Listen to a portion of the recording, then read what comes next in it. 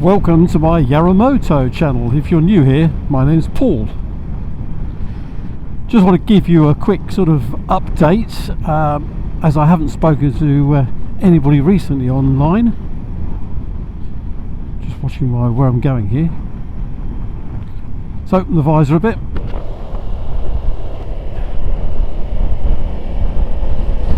So this is take two really, because I went out on Sunday the 2nd of August. It's Tuesday today, and the first clip I did, the first long clip I did, rambling clip, not rambling, didn't work out, or didn't save it, or I don't know. So I think it was my fault, to be honest. I think it was on photo mode rather than filming mode. So let's assume this is Sunday the 2nd of August, and I'll give the update. So today, this morning, I'm off to have a coffee meet with mate Colin. He's been an old riding buddy for he's been a riding buddy for many years, and I mentioned the Flight Deck Café at Turweston. Which way do we go here? Oh bollocks, should have gone down there. Yeah, I mentioned the Flight Deck Café at Turweston near Brackley, which was a new one to him, and I've only recently found it, so I said, well, why don't we meet up there for a midday coffee and catch up. So just wanted to update you on one or two things. Especially the big thing is the oil leak issues that I've been having recently. Let's start with that one, shall we? So I got the bike back last Friday. I collected it. It'd been in the Ducati hospital for 9 odd days for them to investigate. This is the third investigation to find out how it's leaking out of the overflow pipe when I park it on its side stand.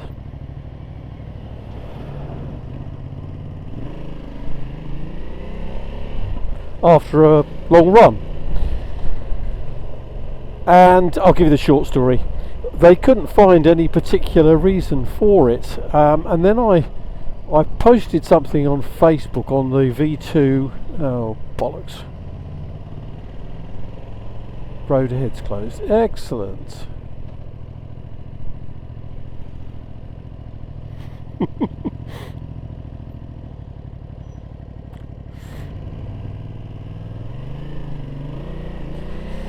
I thought I'd do some investigations myself, so I posted on Facebook asking if this is a worldwide V2 Multistrada group. If anybody else had I wanted to see if it was just me, it's just a random case, or whether it's or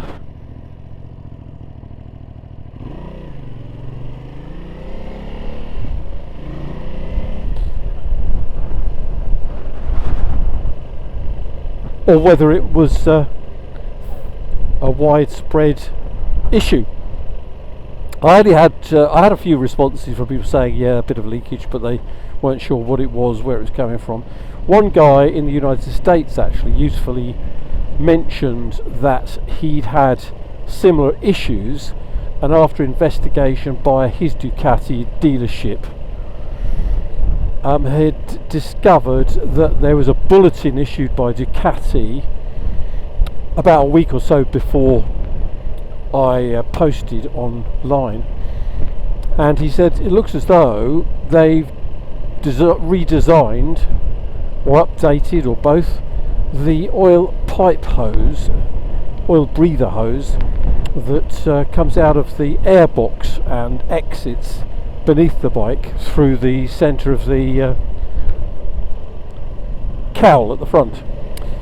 So I said to my garage, my dealership, I said, look, I'm not a mechanic, what do I know, but just mention this in passing, just in case there is some connection, and blow me down, they had actually had a bullet in about a week before, but hadn't actually noted it,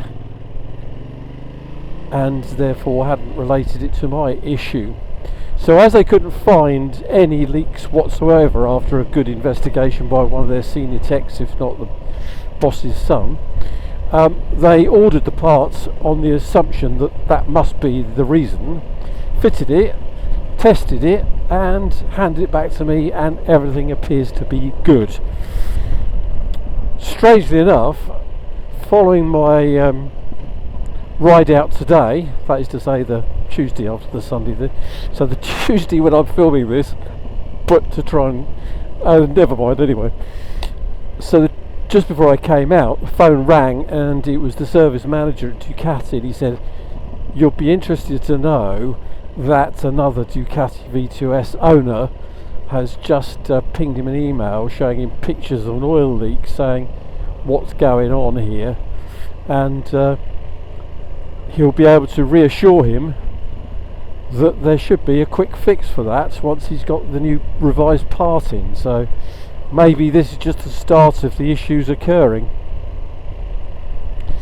Anyway, I think that's about it really. I haven't touched the oil since. I've taken a photograph as a reference point, and that's it for now. Oh, can you hear the burbles off this? This is in sports mode, to be fair, but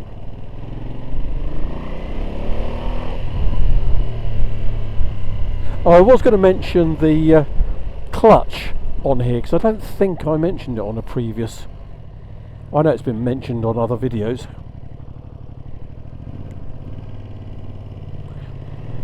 But if you haven't seen those, comparing the clutch to my previous bikes, and the Triumph especially, as I've just come off that,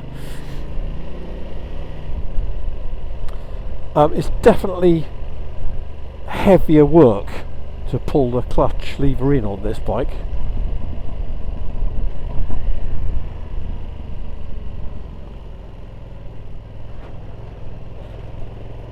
I mean, it's not a big issue, but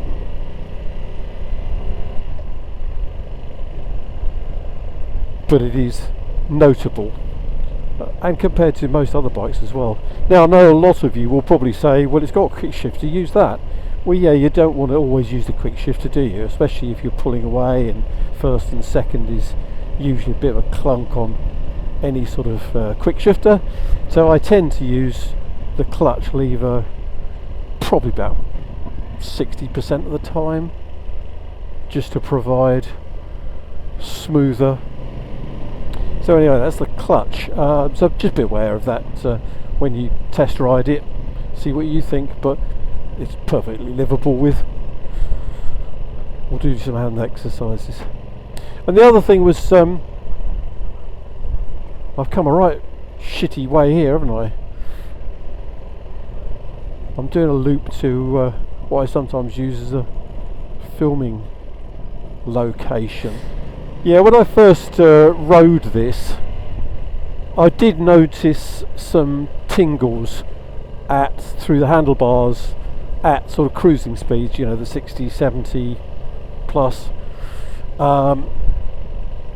It's not terrible, but it's noticeable, and I don't think I could have lived with it all the time without doing something about it to try and remedy it.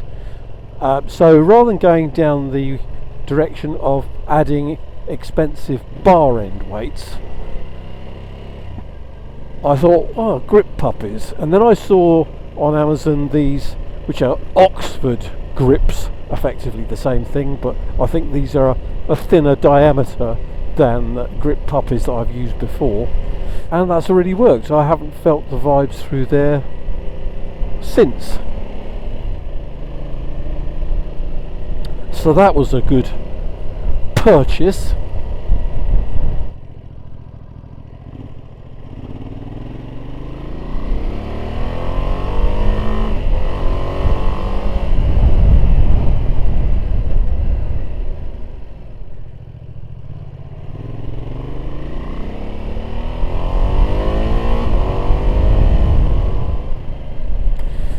Tell me if this secondary camera view is good.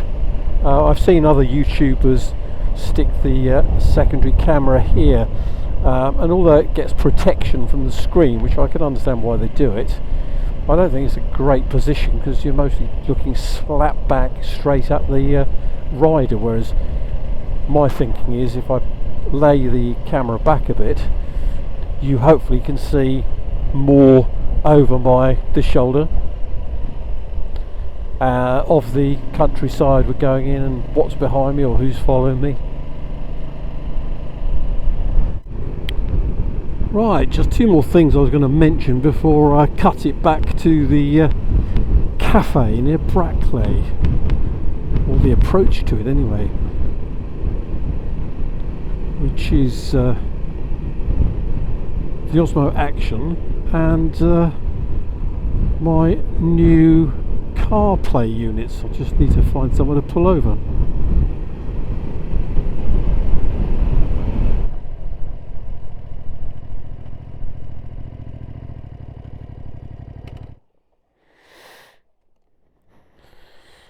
Yeah, so I just wanted to say a thank you also. I put another post onto Facebook about the fact that, or someone commented about my using remotes to turn on and off the camera before, because I found the buttons difficult to switch on and switch off when you've got your gloves on. And he reminded me of these little plastic adhesive bobbles. I don't know if you can see it. Let me get up really up close to it. Yeah, can you see that? So they sit proud of the button. They're sort of glued on. They're not amazing because I mean I have tried these in the past, but I had given up using them because if you ride in the rain they can just fall off. So take a pack with you and then you can reattach them for the following day's riding. But a lot easier to turn on, turn off the camera using those. The other thing I was going to mention to you was this Apple CarPlay unit here. So you can use it with Android or iPhone, Apple iPhone, which I use Apple. And where's this going now? Oh, for some reason it's already calculated going home, even though I'm not actually using this. So it does all the normal sort of things that you would expect with Apple CarPlay. So you can turn this into landscape mode. I prefer it in this portrait mode because it just gives me a bit more acreage. It doesn't take up so much room. So this is, I didn't want to spend a lot of money on this or ones with cameras and all the rest of it. I just wanted it for one real purpose, but it's a backup for me, so you can play your music on here if you so wish and do all the other things that you can normally do. But the thing I like about it is that because I have type 1 diabetes, which is controlled by insulin, as any of you who know anything about this sort of thing, it's really important to monitor your blood sugar levels, especially when you're biking, because a low blood sugar can cause difficulties. You get confused and it's very easy to get into trouble. So it's very important, and therefore biking I tend to run my blood sugars a bit on the higher side. So I've got an app on my phone that shows me what my blood glucose level is, because it links to a monitor on my arm, and therefore as it's linked to the phone and the phone's linked to this unit, I can display my blood glucose levels on here. So while I'm riding on a touring day I can keep track of it. So as you can see, it's going down a little bit at the moment, but I have snacks with me to put that right if it goes too far. So that's really what it's all about.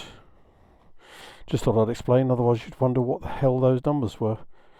But for £32 delivered, that I thought was good value for something that would enable me just to monitor my blood glucose levels on tour, as I've got an Apple iWatch which links up to it as well, so I can display on there if I prefer that. But obviously you can't look at your watch or look at your phone when you're riding along on your bike, so I thought that could work pretty well, and it has so far.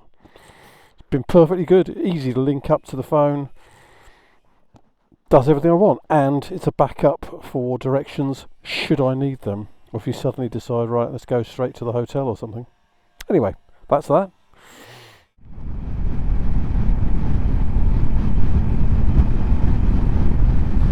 So they are 69 miles an hour, and it's about 4,500 RPM, if you're interested in that sort of thing.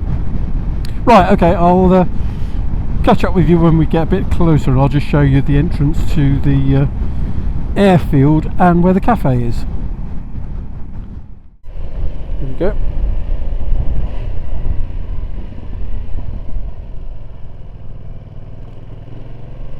Oh, helicopter. Take off here, so just keep your eyes peeled when you're coming or going, in case there's an aircraft about to take off or land.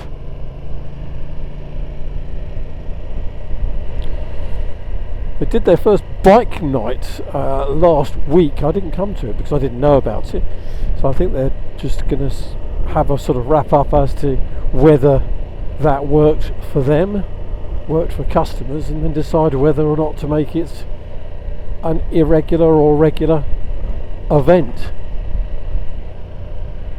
So keep your eyes peeled if you like biker nights, or else just come over here, have a nice, as I say, it's great coffee and a whole range of cakes and savouries that there we go.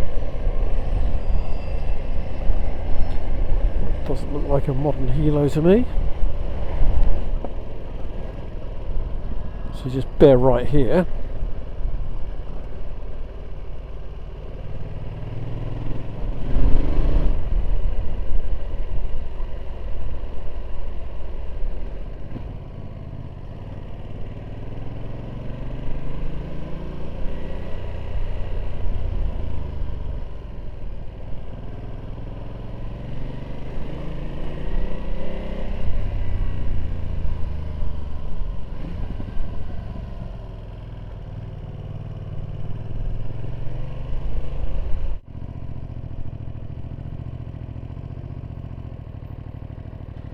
Get a look at the bikes.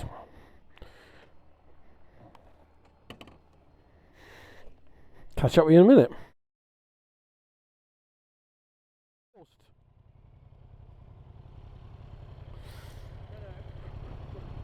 These are good though, aren't they? Yeah. I've just bought the waterproof one. I put all my cameras in. It's a bit bigger, but I could put all my camera stuff all in one place. I've never used the rain cover on it yet, and then nothing's got. Oh, you lose them anyway, don't you? Well, no, this one's okay, but it's not waterproof. That's why I bought the other one for touring. I mean, that just lives on it. Yeah. Right, see you soon. Take care.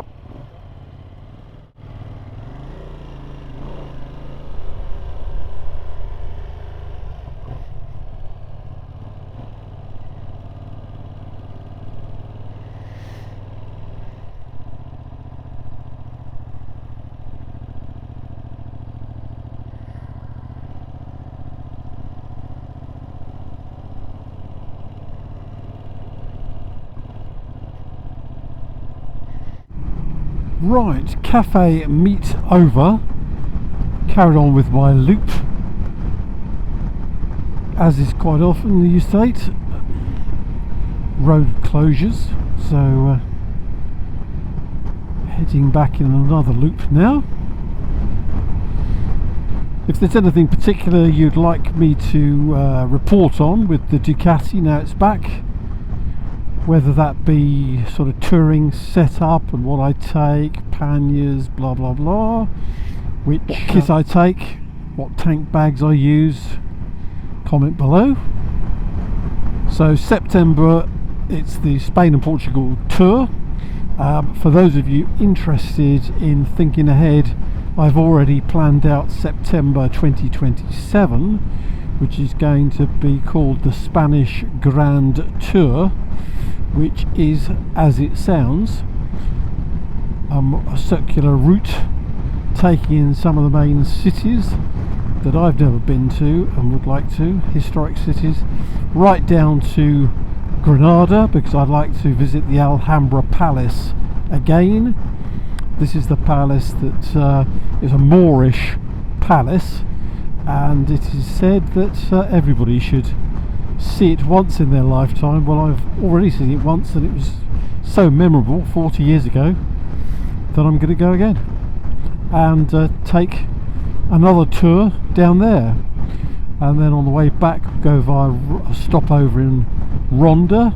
Never been there, staying in a lovely parador overlooking the bridge there, and then back up the western side of Spain, finishing off with a night in the Picos, which can be extended by another couple of nights if anybody wants to extend the entire tour at their own expense to spend more time in the mountains, which I might well do.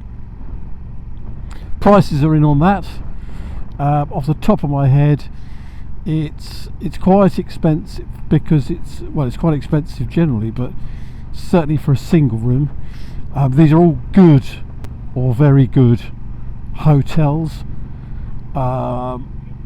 Most of them have got underground parking, so it's secure parking and good quality. It's all half board, and the sharing a room cost is coming out at about £1,600.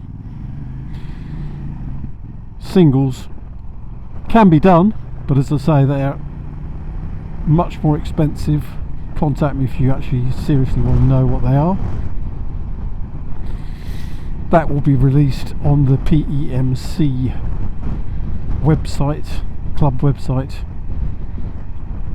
when I get back. I think I'll, pardon me, where are we going here? Straight on? Yes. When I get back, I'll sort out the actual description to be published.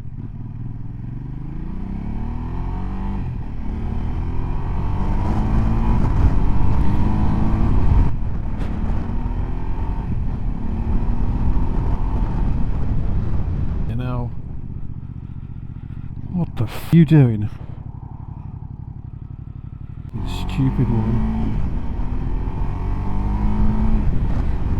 Sorry for the swearing. Silly woman. Totally put me off there. Yeah, so that's the Spanish Grand Tour, half board. That'll be limited to about 24 persons, but you can do your own thing during the day. You don't have to ride in a big group. We usually meet up at night. There's going to be 4 2-night stops, obviously in the main locations, for people to have a day off to sightsee, or you can ride if you want, but the whole purpose really is for some of the culture vultures to enjoy these cities, see a bit of Spain that perhaps you haven't seen before. I'm sure this exhaust has got a little bit louder now, and all the padding is probably bedded in on the exhaust. I hope you can hear some of this, because it's definitely improves the quality of the ride when you get a little bit of a pops and bangs and things. Right, so that's my little quick vlog on the 2nd of August 2026. Don't forget to please like it, because that will help the channel enormously. And if you're not already subscribed, as many of my viewers, the greater majority of my viewers, are not actually subscribers, so please click on that box. It doesn't cost you any money. Just click on the subscribe button and choose to be notified at all times for all postings, and then you'll be notified as soon as something else drops. Right, good old temperature today, 26 degrees. Thanks for watching, and I'll catch up with you very soon. Cheers now.